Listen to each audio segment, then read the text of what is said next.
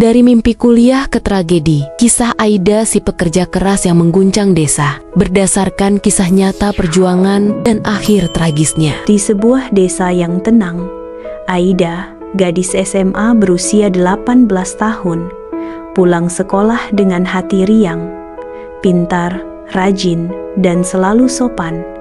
Ia punya impian besar untuk kuliah. Di rumah, ia berganti baju, merapikan sepeda tua, lalu menyiapkan kue hangat untuk dijajakan sore itu. Semua dilakukan dengan senyum dan hati penuh semangat. Setiap sore, Aida berjalan dari rumah membawa keranjang kue hangat. Setiap uang hasil jualan disimpannya rapi untuk mewujudkan mimpi kuliah yang telah lama ia dambakan. Langkah Aida ringan melintasi jalan kampung, menyapa setiap warga dengan senyum ramah. Keranjang kue yang dijinjingnya bukan hanya dagangan, tapi juga harapan dan mimpi yang ia bawa ke setiap kampung. Sore itu, pembeli datang silih berganti. Aida sibuk melayani dengan cekatan sambil tersenyum tulus.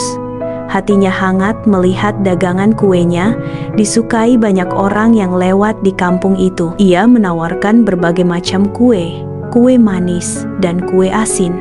Tangannya cekatan, suaranya lembut, membuat orang betah berlama-lama di lapak kecilnya. Dari lorong sempit dan gelap, sepasang mata asing menatap tajam. Lelaki itu duduk diam, menyembunyikan diri dalam bayangan, tapi setiap gerak Aida ia ikuti dengan penuh perhatian dan niat tersembunyi. Lelaki itu bangkit dari tempat duduknya, melangkah perlahan mendekati Aida. Ia membeli kue sambil menatapnya lama. Senyum di wajahnya seolah menyembunyikan niat gelap yang tak terlihat. Senja kian pekat, langit memerah keemasan, menutup hari. Dagangan Aida hampir habis. Ia mulai membereskan keranjang dengan hati lega, bersiap melangkah pulang ke rumah yang menunggu di kejauhan. Tanpa disadari, lelaki itu perlahan mengikuti Aida dari belakang. Setiap langkahnya dipantau, bayangan gelapnya seolah menempel, membuat jalan pulang yang biasa aman kini terasa penuh ketegangan. Langit semakin gelap, senja memudar menjadi kelam.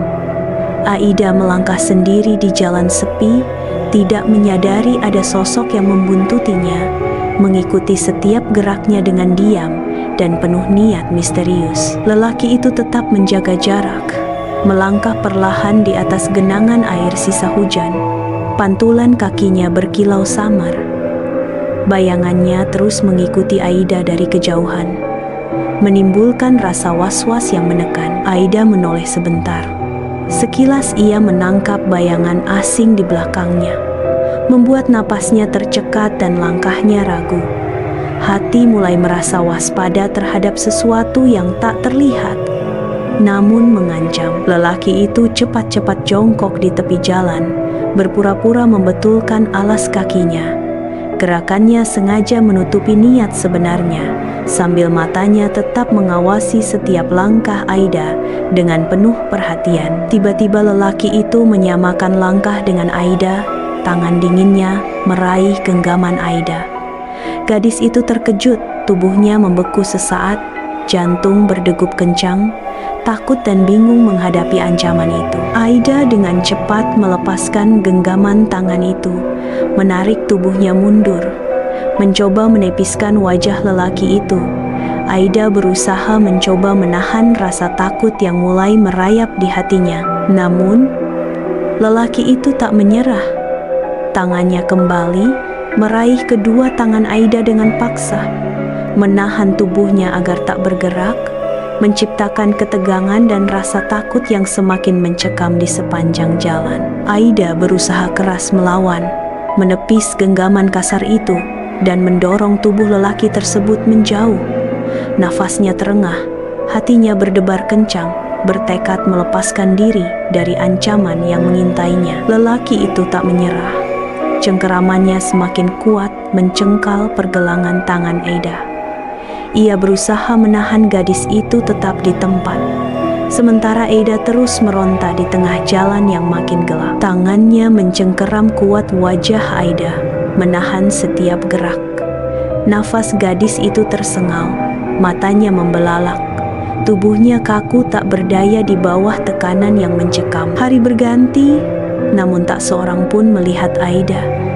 Kabar hilangnya gadis itu menyebar cepat di desa, membuat warga gelisah dan mulai bertanya-tanya kemana ia menghilang. Warga mulai mencari dengan penuh cemas, menyusuri jalan setapak, menembus hutan, dan merambah semak-semak, berharap menemukan jejak Aida meski hati mereka dipenuhi rasa takut. Di tengah hutan, mereka menemukan gundukan tanah merah yang mencurigakan.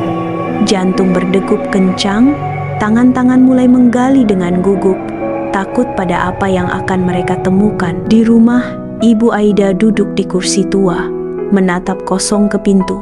Air matanya tak berhenti jatuh, membasahi pipi yang pucat, berharap putrinya pulang membawa senyum seperti biasa. Polisi tiba, warga lanjut menggali gundukan tanah merah. Saat sosok itu terlihat di balik gundukan, diyakini itu Aida. Mereka segera berkoordinasi, membuka peta besar di meja untuk menelusuri jejak pelaku. Penyelidikan dimulai. CCTV milik warga merekam jelas Aida sepulang berjualan kue. Di belakangnya, bayangan samar mengikuti, menjadi tabir terbongkarnya kasus. Jejak kaki di lumpur dekat lokasi penguburan mengarah pada sosok yang dicurigai. Setiap jejak menjadi potongan teka-teki penting untuk mengungkap siapa pelaku sebenarnya. Laporan baru masuk terduga pelaku bersembunyi di rumah kosong yang sunyi. Polisi dan warga langsung bergerak, mengepung bangunan itu dengan langkah hati-hati dan tegang. Mereka menangkap lelaki yang pernah terlihat membuntuti Aida. Setelah 11 hari bersembunyi di rumah kosong, ia akhirnya ditemukan dengan wajah pucat dan mata gelisah. Ia mengaku bersalah dan meminta maaf pada keluarga Aida. Namun, bukti yang kuat membuat hukum menjatuhkan vonis hukuman mati atas perbuatannya yang menghilangkan nyawa gadis itu. Aida dimakamkan dengan doa yang mengiringi. Warga mengenang cita-citanya untuk kuliah dan kebaikan hatinya yang tulus, berharap ia tenang di sisi Tuhan selamanya. Dari tragedi ini kita belajar, kejahatan bisa mengintai kapan saja. Waspada, saling menjaga, dan jangan biarkan mimpi generasi muda terhenti karena ulah orang tak bertanggung jawab.